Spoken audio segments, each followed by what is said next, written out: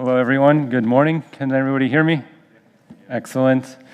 Okay, just like Peter said, it's a topic that I need special grace for, and a topic that probably also needs that. So let's all stand together and pray and ask God to bless us.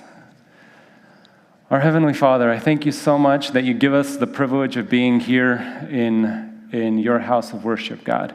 And that, as everyone's mentioned, God, we can have comforts in this country, and we can have so many of these blessings, God, that to be able to worship you and study your word together and fellowship together freely. God, I ask right now that you would please speak to each and every one of us, God. You have a purpose and a plan for each one of us, God. You know what role we are to play in your kingdom. God, you know how we are to serve for your glory. And God, I pray that today we would, more than anything, focus our eyes on you and realize, God, just how wonderful it is to know you, to serve you. And God, just whatever you have prepared for us, that there wouldn't be any kind of confusion at the end of today. God, I pray that if anyone has questions, you will give them the courage to come up afterwards and ask. And that you would just make it very clear what you want to say to our hearts tonight through this passage. In Jesus' name I ask, amen.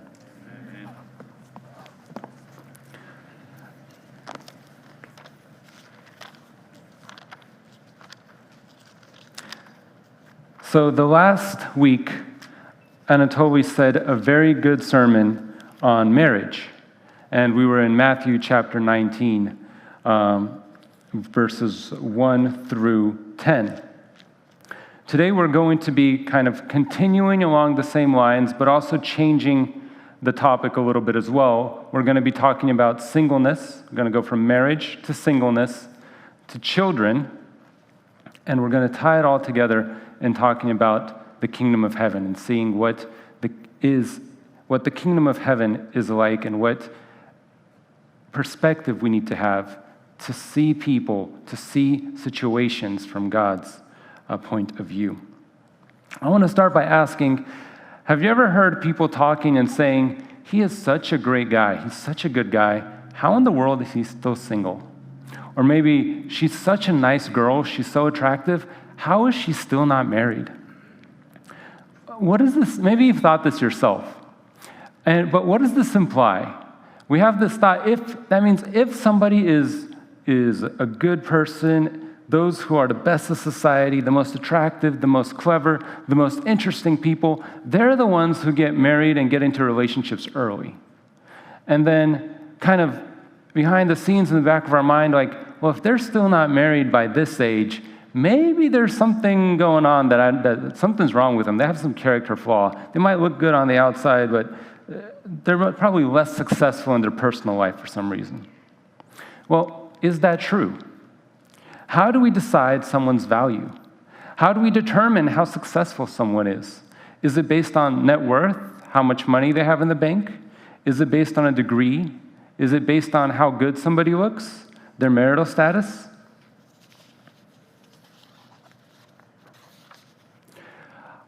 What I want us to look at today is more about not how the world looks at people, but how God looks at people and at different situations.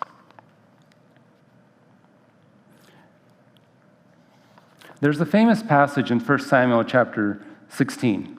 And in 1 Samuel chapter 16, God calls Samuel and says, look, Saul is no longer going to be the king. I'm going to bring another one. I'm going to bring another king, and you're going to go and anoint them.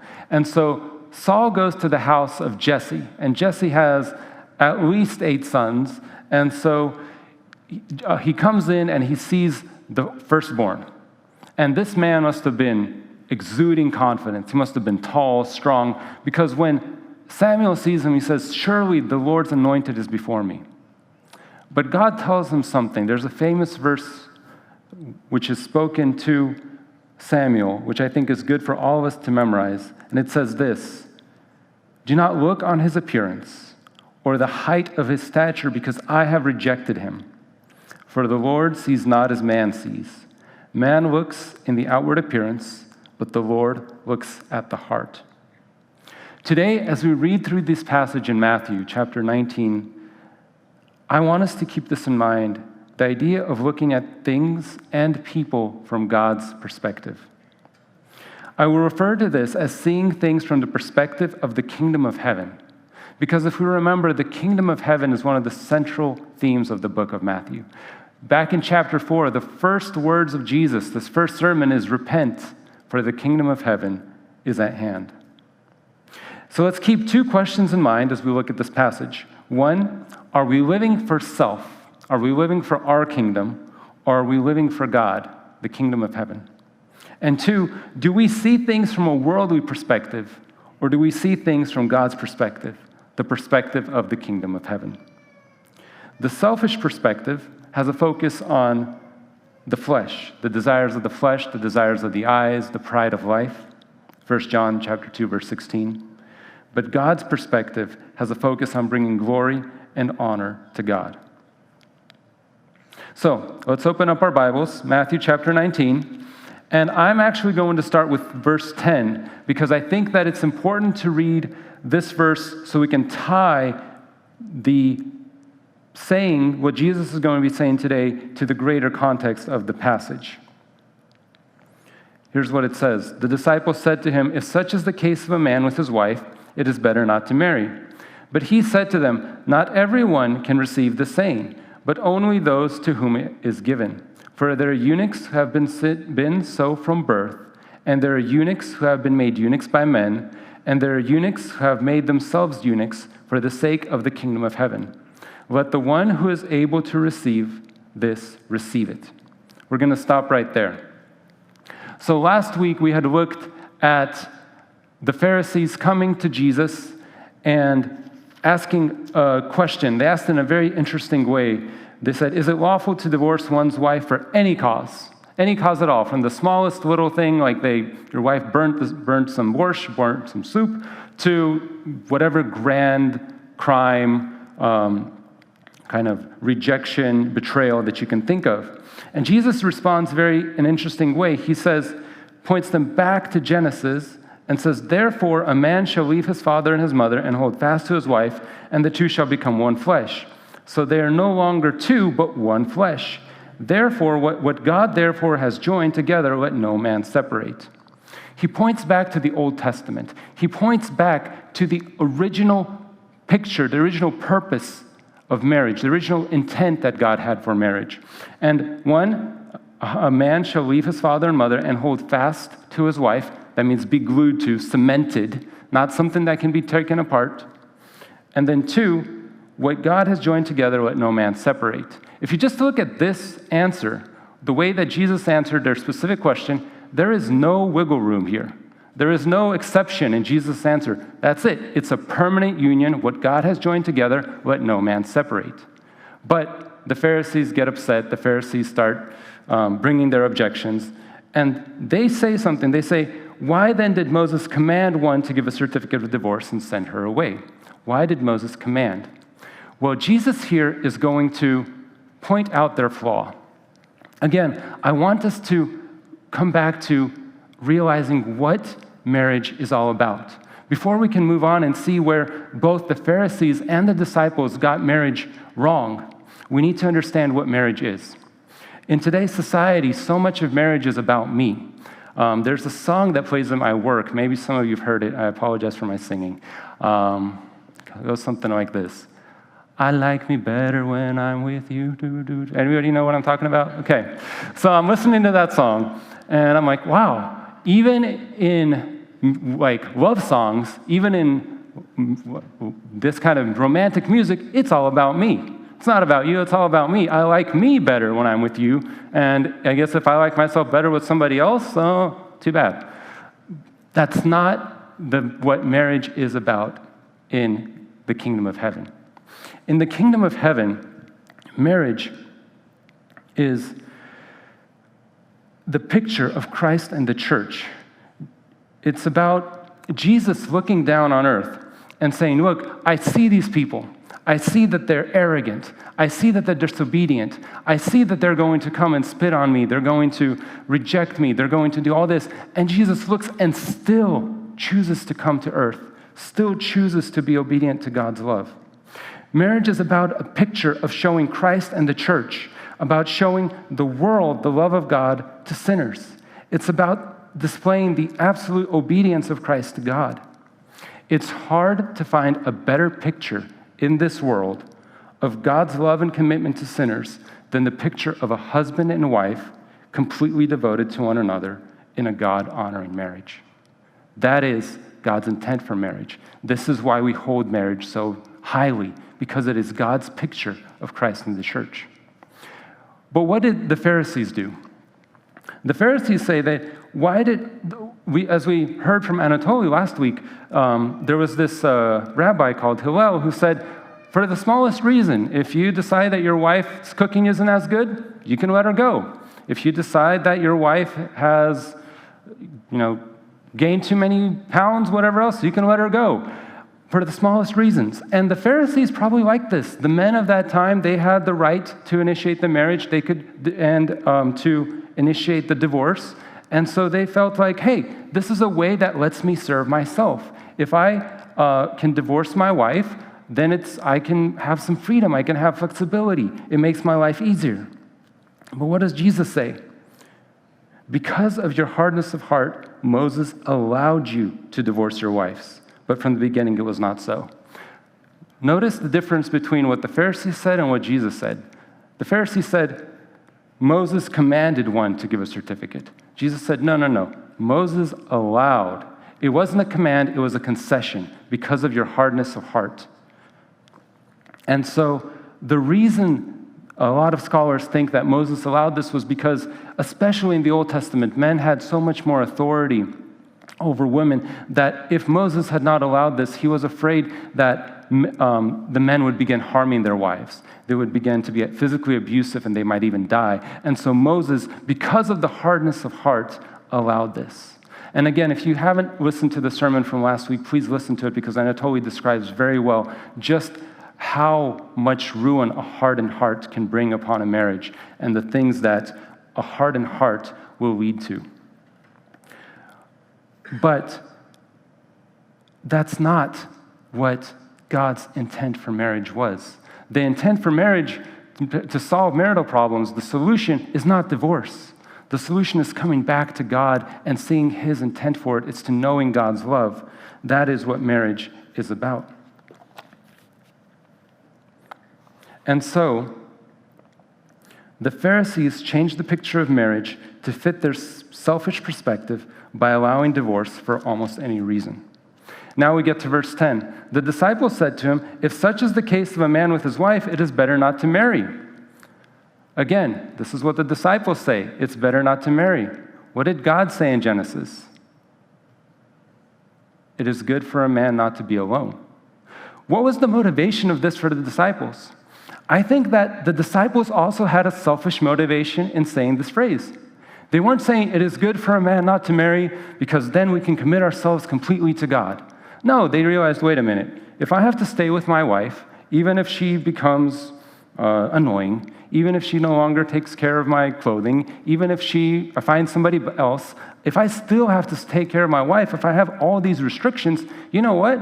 I'm just not going to deal with it. I'm not going to have these restrictions. My life is going to be easier. It's going to be easier for me. I'm going to have more comforts if I just don't get into marriage. But is that what God wants? No. God, and we'll see later, the reason that God allows marriage is for His glory. The reason that God allows singleness, people to live as singles, is for His glory. And to think of things in terms of, oh, I want to do something for myself, that perverts God's intention for marriage or for singleness. So again, the Pharisees changed the picture of marriage to fit their selfish perspective by allowing divorce for almost any reason. The disciples changed the picture of marriage to fit their selfish perspective by saying it's better for man not to marry. Here's what I want us to take away. The world says that marriage is disposable. It's about finding someone who makes you happy, makes your life easier, and if your spouse doesn't meet your needs, well, just find someone else. That's the worldly perspective. God says marriage is a picture of Christ and the church. Christ loved the church and served her even while he was mocked, ridiculed, and tested. Christ loved the church and was willing to die for her in obedience to God. So in marriage, we are to serve one another in obedience to Christ and desire the good of our spouse, even when it is difficult, till death do us part. And so the first point that I want us to take away is marriage is meant to point to the kingdom of heaven. Marriage is meant to point to the kingdom of heaven. It's not for our comforts. It's meant to point to the kingdom of heaven. There is a man called Robertson McQuilkin. He was the president of Columbia Bible College, and he was married to his wife, Muriel, who suffered from Parkinson's. For many years after he completed his duties at the seminary, he would go and take care of his wife, until there came a point where he realized his wife needed him full time. She had developed so much dementia, she had been so affected by it that whenever he was there, she would experience horror. She would feel afraid, like somebody was going to go get her, and so she would wander off into random places to go look for her husband. And so Robertson decided, that's it. It's time for me to quit my post at the seminary and go and be with my wife. And as he was doing this, some people said, well, your wife she's not all there. There's a lot of other problems. Why don't you just let the institutions take care of her? And his response was very inspiring for me. He said, in some ways, that decision was made 40 years ago when I stood on the altar and I said, I do, and I will cherish you till death do us part in sickness and in health. And said, I want to be a man of integrity, and I love my wife, and for that reason, I'm stepping down and I'm devoting the rest of my time to her. That is a beautiful picture of God's love for us. That is a beautiful picture of Christ and the church. Marriage is to point to the kingdom of heaven. Moving on to the next part, verses 11 through 12. But he said to them, not everyone can receive this saying, but only those to whom it is given.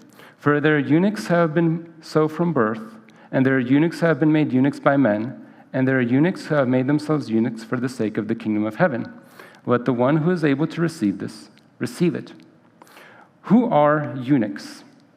Eunuchs are those who are unable to fulfill their responsibility in marriage because of physical damage or disability. In other words, they can't have children. And in this context, we will also infer that they stay single. And we're going to draw some lessons from single life from eunuchs. Generally, eunuchs were looked down upon.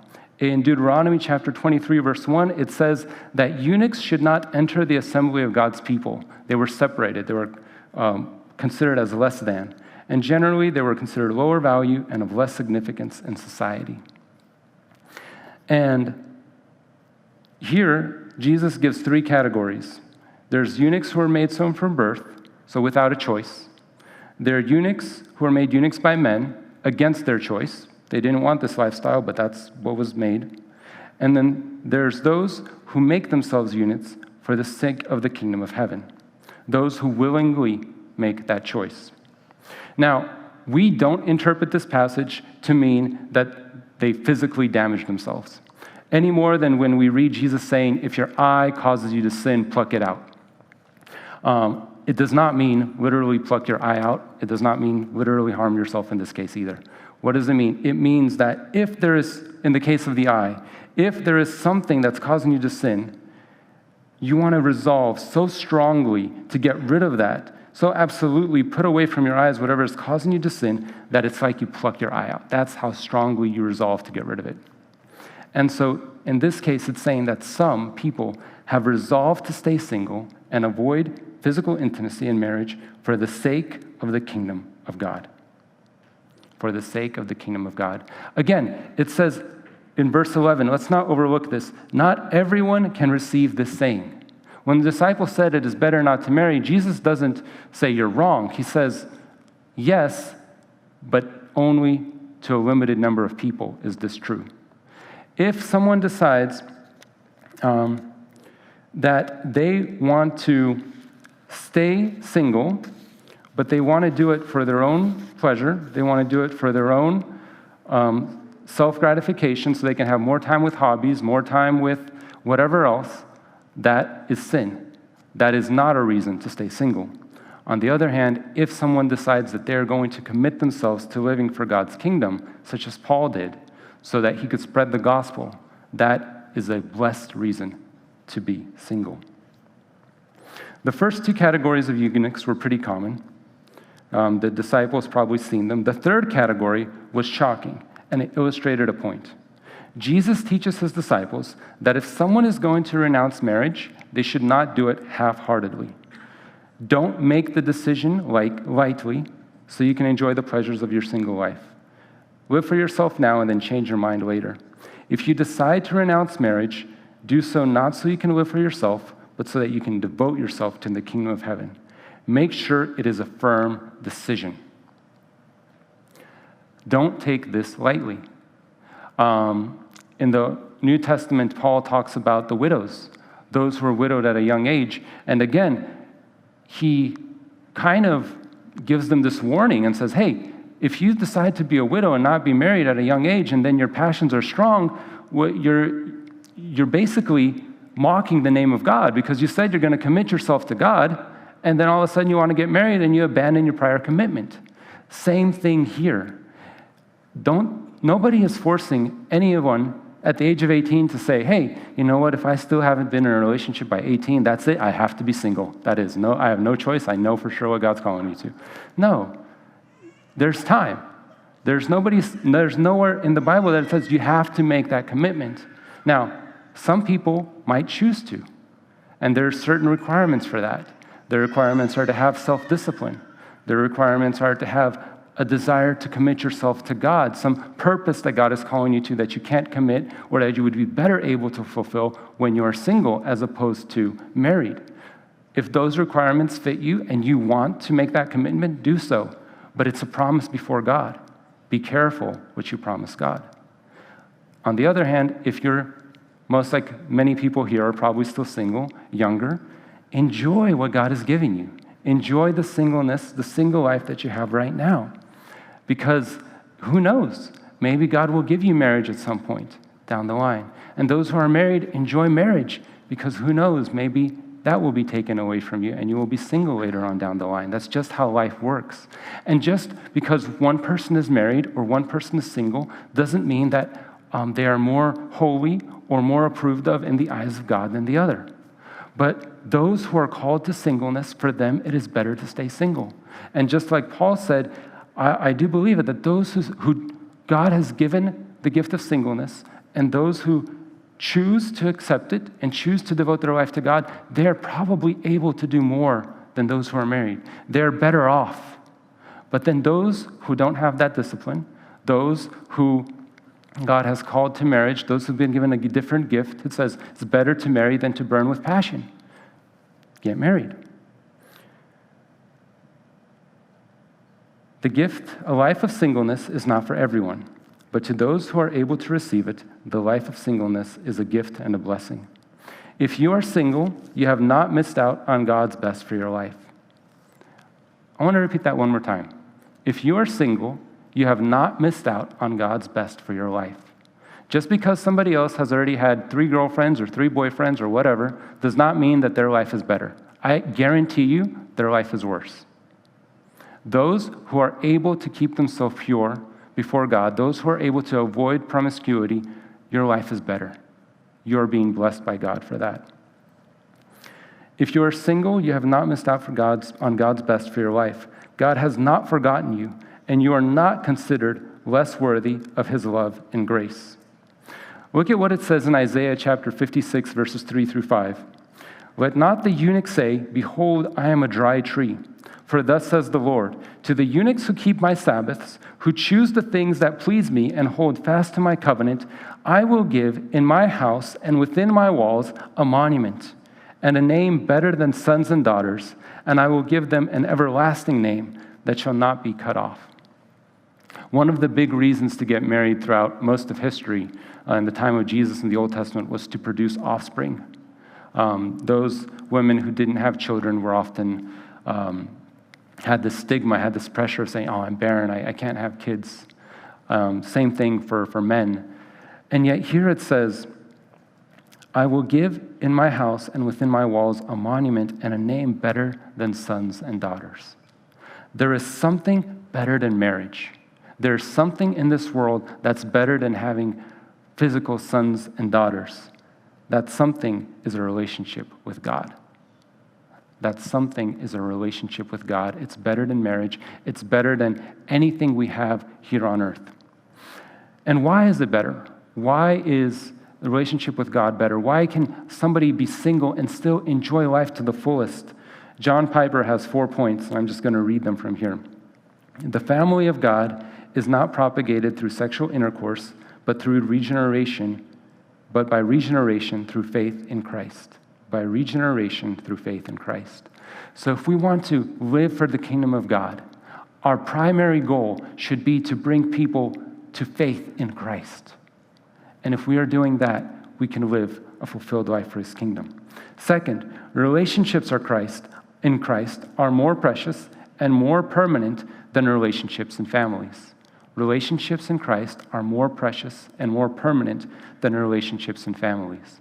Those of us who have unbelieving relatives, those of us who have unbelieving maybe cousins, etc., and friends, we realize that we might not see them. We might be praying for them. We might be trying to evangelize for them. But at one point, when life comes to an end, unless they repent, they're going to be gone. We won't be able to see them again. Those who are in Christ, though, my brothers and sisters in Christ, those of you here, those are going to be the relationships that are going to last for eternity.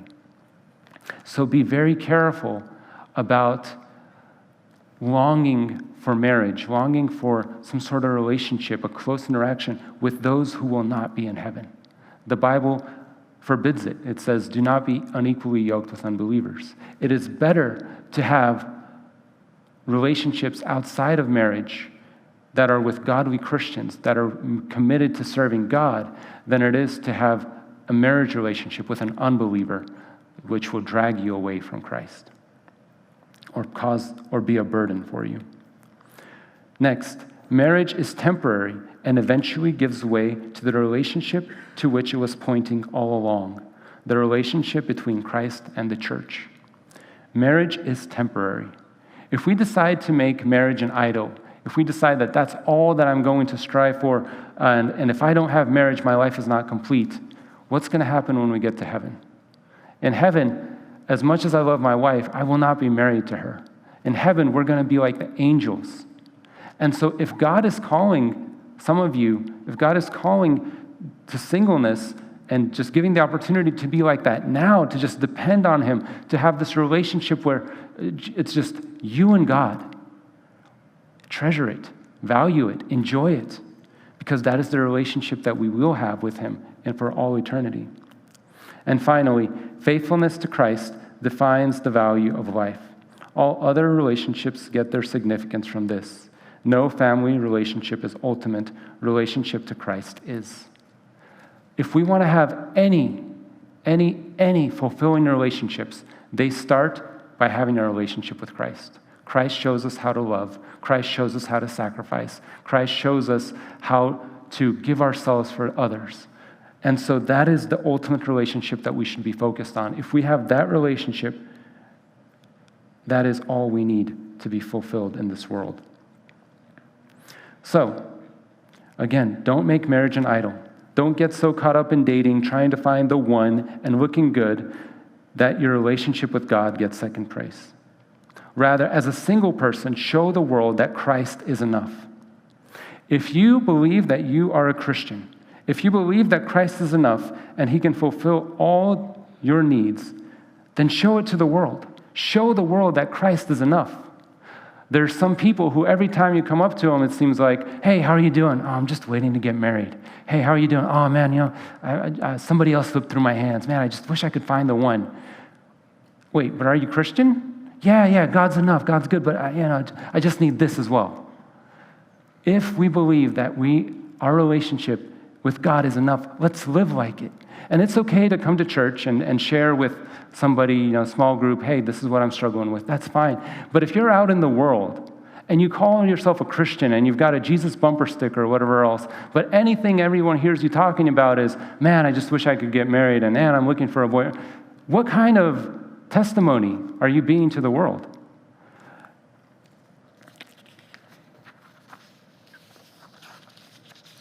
What's interesting is that just like in marriage, a husband and wife point to Christ, singles also are called to glorify God through their devotion to God.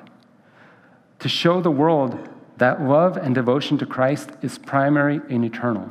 To show the world God is enough.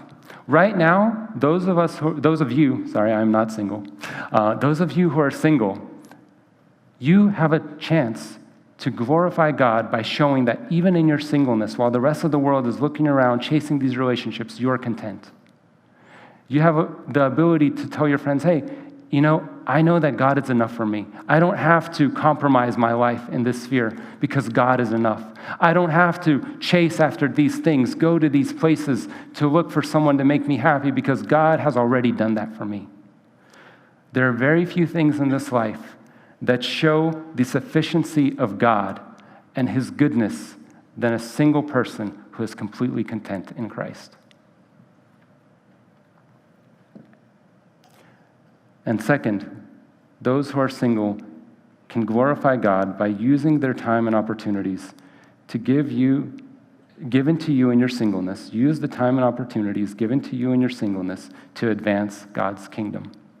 Again, this time of singleness, it's a very unique time. It's a special time. It's an opportunity when you can go on a dime to a missionary trip if you wanted to. It's an opportunity where you can spend time devoted to God. There's so many things that once marriage comes along, time has to be allotted differently. Priorities are allotted differently. And God is glorified when those priorities are changed. But while you're single, use the opportunity you have to advance God's kingdom. Not for yourself, not to play video games, not to set as many world records as you can, whatever else, unless you're going to be glorifying God in that. Find ways in your singleness. Don't just, I've been there, right? Kind of just like, man, I don't know what I'm going to do. All my friends are either married or hanging out, and here I am by myself. And then I remember one moment God just said, try something, do something. Just go to this meeting, see if something happens, and I end up going on a missionary trip. While you have these opportunities, don't be sulking around. Be content in Christ and pray and ask Him to show you what you can do. The world says that if you are single, you're not living life to the fullest. Again, the world's perspective. You will miss out unless you are married. And at least if you're going to be single, live life for yourself. Pursue lots of hobbies, get a big bank account, do something like that. In the kingdom of heaven, singles are equal to those who are married. Each has their own gift. Each displays God, the glory of God, in a unique way. Again, those who are married display God by their devotion to one another, displaying the picture of Christ in the church. Those who are single, you display God to the world by your undivided devotion to God. Those who are single will get something that is better than sons and daughters, and a name that will not be cut off. Point number 2 is the single life is to be devoted to the kingdom of heaven. And just an example of this, I actually have a woman, and I know of a woman who probably very few of you have heard of. Her name is Galina Panasenka. She passed away some years back. But this woman was never married, and yet she had the opportunity to devote herself to taking care of her nieces and nephews. And while her sister was off working, while other relatives were off doing different things, she had the opportunity in her singleness to take care of many different people.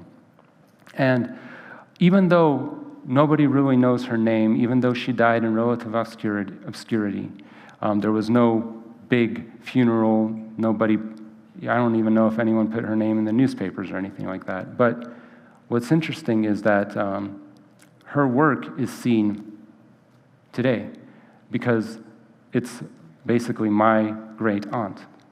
The work that she put into raising Pastor Igor, who's my dad, the work that she put into raising other ministers right now throughout the world who also were kind of a result of her devoting her life to just guide these young kids, to guide and to encourage different women, different mothers. I don't know if it can be counted, the impact that we have right now. And so, yes, the life of singleness has its challenges, but there are rewards. The rewards are, for example, for this woman, Galina, even though she had no children, she definitely has many, many spiritual children. And even though very few people will ever know her name, there is a name that she has in heaven from Jesus Christ, a name that will never be cut off. We're going to move on, and we're going to read verse 13 through 15. Then children were brought to him that he might lay his hands on them and pray. The disciples rebuked the people, but Jesus said, "Let the little children come to me, and do not hinder them, for to such belongs the kingdom of heaven." And he laid his hands on them and went away. Why do we do the laying of hands in the church? I'm sure we've seen before parents bringing their kids, pastors lay their hands over them and pray. There you go. This is the passage. This is a primary passage as to why kids are being brought into the church. With the laying of hands, we're not saying that by the pastor laying hands on the children, they're saved and now they're going to be in heaven for all eternity. No, that decision has to be made by each individual when they're old enough to make that decision. So what does it say? It shows the parents' desire that their child be committed to God, that their child grow up in a godly way, that the child be blessed by God. This is also taken from a passage in Genesis when, in Genesis 48, Israel, Abraham, Isaac, and Jacob, so the patriarch, blessed and laid his hands on Ephraim and Manasseh. And so probably based on that passage, in this time, the Israelites would continue and would bring their children to certain rabbis to be blessed by them. And they saw that Jesus Christ could do these miracles. They respected Christ. And so certain people brought these children to Jesus. And what happened? The disciples rebuked the people and said, go away. Don't bring the children here. We don't have opportunity right now. The master's tired. Just no. Why would that be? Part of the reason is because in the time of the Old Testament, or in the time of the New Testament, children were not considered as valuable as they are today. In that time, children would be left outside in the streets. If parents didn't like a child, if they had one too many children, if they had a child with a defect, for whatever reason, they could just leave a child in the street and that's it. Now, I don't think the parents wanted that child to die. A lot of time they would hope that somebody else would come along and pick them up and would make them a slave or maybe train them for something or adopt them. That happened all the time. But if that child who was left outside died and nobody picked them up, well, it wasn't a big deal. There'll just be another one. Nobody really cared as much about children. In fact, Christians were some of the first ones to begin to build organized orphanages and to collect children and to try to find a home for them. And so here, the disciples probably said, well, look, we don't have time. The master doesn't have time for these kids. They rebuked the disciples. But what did Jesus say? Jesus said, "Let the little children come to me and do not hinder them, for to such belongs the kingdom of heaven." Children are a blessing from God. We see that in the Old Testament. It says, children are a gift from the Lord. Blessed is the man whose quiver is full of them. Children are, it says in the Bible, that their angels constantly see the face of the Father in heaven. Children, although they're so weak, although they're so dependent, although they're so humble, and yet God himself looks after children. God himself protects them. God himself is their guardian and avenger. And so we are to make sure that we properly value kids, value children. I'm going to start by talking to children. Those of you who are kids here, those of you who maybe feel like, nobody really listens to you. Those of you who feel like, man, I feel like I can't wait to grow up because right now being a child, it's no fun at all. God cares about you. God hears you. God hears your prayers. God sees your obedience. Just because you're a child right now doesn't mean that you can't have an impact for God's kingdom. There's a king in the Old Testament who became king at 7 years old. 7 years old. And already he was guided. There is the person, Samuel himself, who we talked about earlier. God spoke to Samuel and said, Samuel, Samuel, when he was still a kid. Don't think that just because you're a child, God has ignored you or that you can't do great things for God. For my own life, God started working in my life at 7 years old. I definitely remember how I just came to realization that God exists and that there's sin and that he's calling me toward him. And so my encouragement is, if you are a child, don't think that you are any less than someone else in the eyes of God. You don't have to be strong. You don't have to have lots of money. You don't have to be a great athlete or look great to be valuable in the eyes of God. All you need is faith. A childlike faith is valuable in the eyes of God. And to parents, to the rest of us, how do we bring children before God? How do we do that? First of all, pray for your children. Pray for children. Those of you who have kids, pray, pray, pray. That is the number one way to bring them before God, is to lift them up in prayer. Those who have opportunities to minister in camps like we're talking about, those who have opportunities to be in Sunday school, in Friday group, also pray. Second, read scripture to children. Third, pray with your children. Teach them to pray. Even if the children are unsure and uncertain, don't just say, oh, well, they'll figure it out eventually. No, teach your children to pray. Now, in order to teach children to pray, you have to know how to pray yourself. But teaching children to pray is one of the ways to bring them before God. Those bring them with you to church. Involve children in ministry. In fact, this is one of the ways that I was very brought to Christ by my dad. An interesting fact is that just because of the life of a minister, there's not often a lot of time spent at home. My dad was always traveling here and there and being at church. And one of the things he did is he would say, hey, come with me to church. Like, let's go. I'm going to this event. I want you to help out in the audio booth doing a ministry. I want you to help out with this and that. And the drives in the car, the time that's we spent together in ministry, those are the things that I remember connecting with my dad. Those are the ways that children can be brought to Christ and can be brought into a better relationship with their parents. Sign kids up for camp and other church activities. Don't be passive. If there's opportunities to bring your Christ into camps, if there's opportunities to sign them up to be in fellowship with others, seek out those opportunities. Make sure that you bring your kids to these things. Sign them up. Volunteer yourself. And finally, set an example by following Christ. Set an example by following Christ, because kids will see your life. And by seeing your godly life, by seeing their mom or dad have that quiet time, have that devotional time, by seeing their mom and dad serve others, by seeing the sacrifices that mom and dad make for the sake of Christ, children will see that and will respond, and that your life will bring them to Christ. Now, how do we hinder children from coming to Christ? One, we ignore their questions about Christ.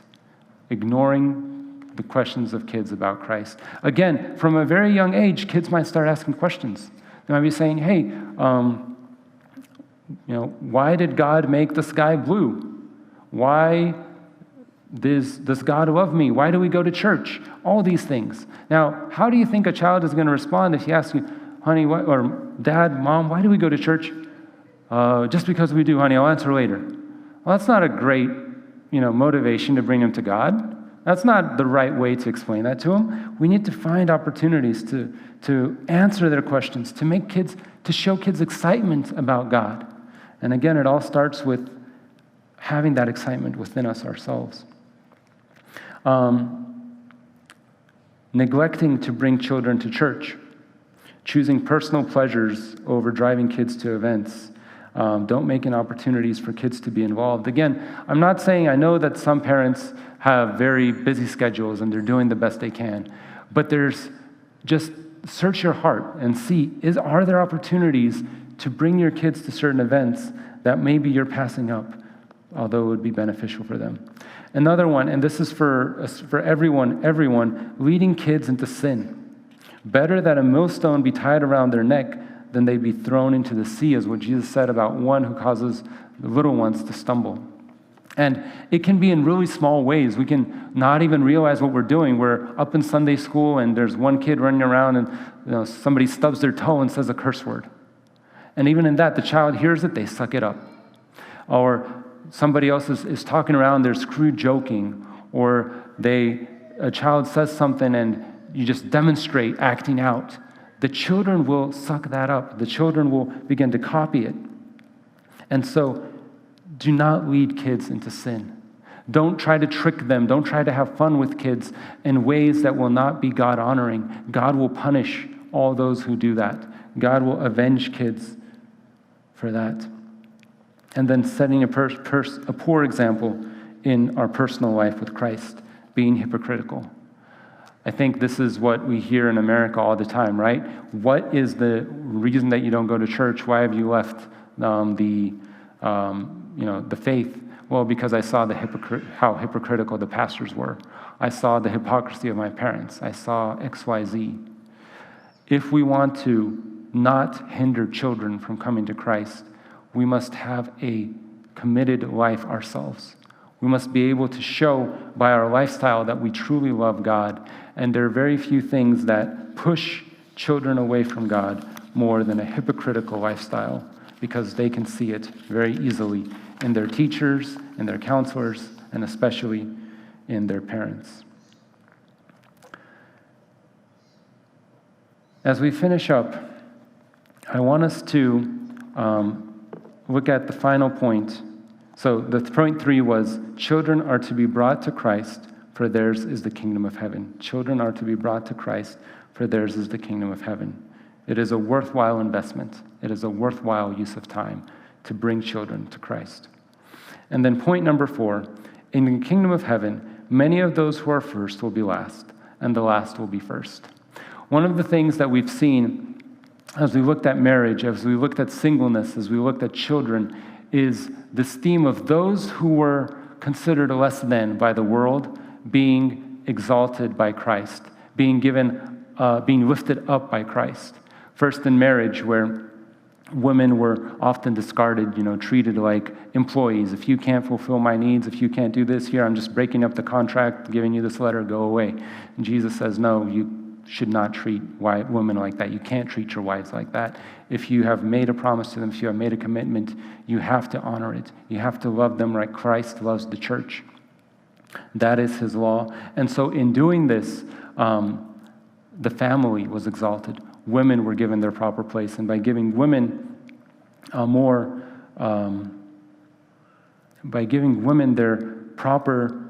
love that they deserve, the love that God made them to receive, it also helps with raising the children. And it's all interconnected.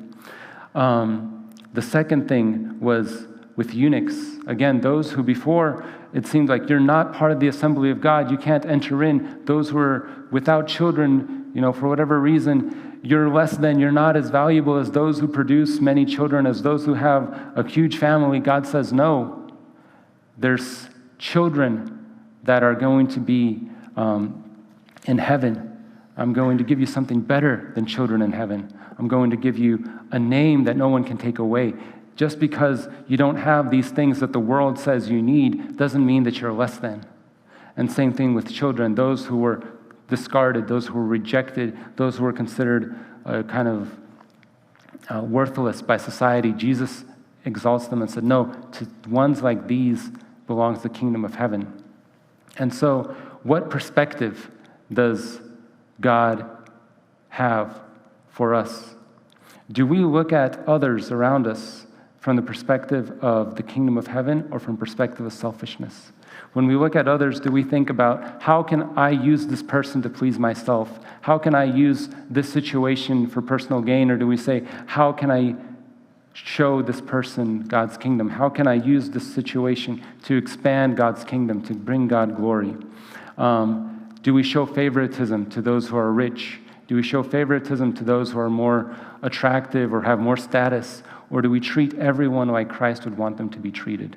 Let's search our hearts. Let's see what God is saying to us. Do we spend our time with those who can give us something in return?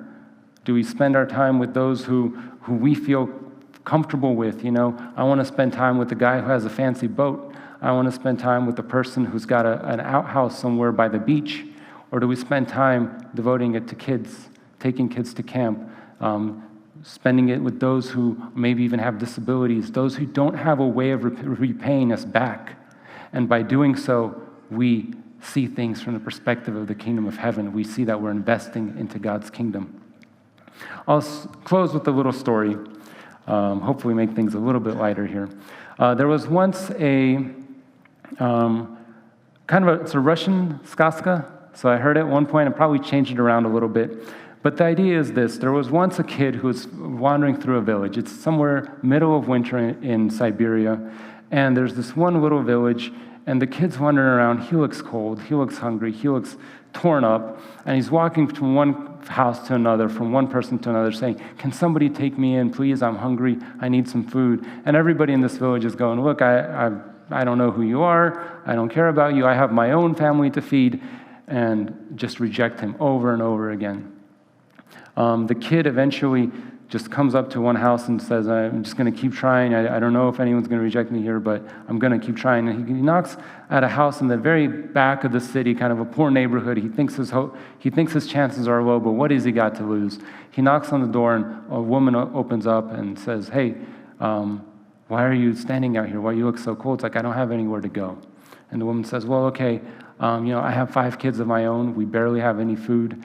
I don't know how we're going to survive, but come on in. We'll take you in, and we'll figure something out." And they bring the kid in, and the little brother, the youngest son, shares their bed. They find some way to clothe him. They find some way to feed him, and for an entire month, they just get by. They sacrifice. The child sees this family giving what little they have so that he can continue living, to make him comfortable. He gets stronger. He gets healthier, and then one day he just disappears. He doesn't come back to that home. And the wife and the husband, they look around, they search for the child. Nobody's really seen him. They don't know where he went. He disappears. Years later, some of the kids have grown up and moved away. Those who are still in the city are poor. And there's a huge storm. It's winter again. And the house of this husband and wife gets torn up. It's completely destroyed. They have nowhere to go. And they're just wondering, I don't know what we can salvage, where we're going to spend the rest of our elderly years. We have so little. And suddenly there's this announcement. It says, "The royalty's coming. Royalty's coming to the village." And everyone in the village is like, "Why? It's this little middle of nowhere place. Why would a royal want to be here?" They're all scared. They're thinking there might be a taking of slaves, taken away, their homes destroyed. And so everybody lines up. And everyone lines up, and this monarch, this prince, starts walking through the middle of the street. And he starts looking at everyone one by one. And he stops in front of this woman and her husband. And he calls them out by name, says, "Do you remember me?" And they say, "No, who are you? We've never seen you, Your Highness." He's like, "No, I was that kid who years ago you decided to take in. I'm the one who you sacrificed for. I've come to repay you. I'll take care of you. You never have to worry about food again. You never have to worry about clothing. A place to live. You will now live like royalty." It's interesting that this couple decided to take this kid in. They didn't know who he was. They didn't know he was a prince. They didn't do it out of a sense of, "Oh, I want to gain something from it." No, they just saw somebody who was in need, and they showed him love, even though it cost them something, even though it was a sacrifice. I think that's a great example of what God is calling us to do. When we see somebody in need, even if it costs us something, let us sacrifice. Let us look at things from this perspective of the kingdom of heaven and realize that God will repay. That child is the one who God is looking after.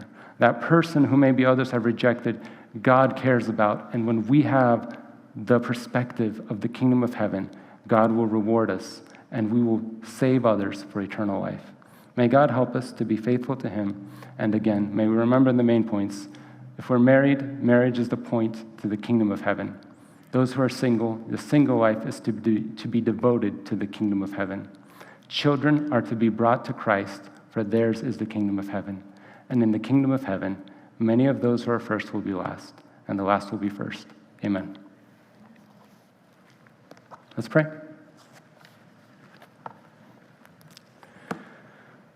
Our Heavenly Father, I thank you very much for giving us another opportunity to study your word and just to see how different, God, your perspective is from the world's perspective on so many different things, God, and we're just scratching the surface. God, I pray that you would please give each one of us an opportunity to desire you so much, God, to desire your kingdom so much, that all of our longing for the things of this world, God, we would see it as the rubbish that it really is. God, I pray again for everybody here, that as we seek you, we would know what your calling is on our life, and that we would commit our life, God, whatever it might be, not to live for ourselves, but to live for you. And God, I pray that you would help us in that you would reward us in that, God. I pray especially for the children who are in our church. God, I thank you that we have Vacation Bible School. I thank you that we have camps. I thank you that we have Sunday school, God. Bless all those who are bringing their kids to church. Bless the parents who just make the sacrifice to drive them, make the financial sacrifice, whatever else is needed. Bless those who volunteer their time, God. Bless the coordinators, etc. And God, please, may the children in this church, may they come to know you and be saved by you, God. And I pray, help us to always, always seek first your kingdom, God. To always, always realize that we're not to strive to put ourselves first, but to put you first. To you be the glory. Amen.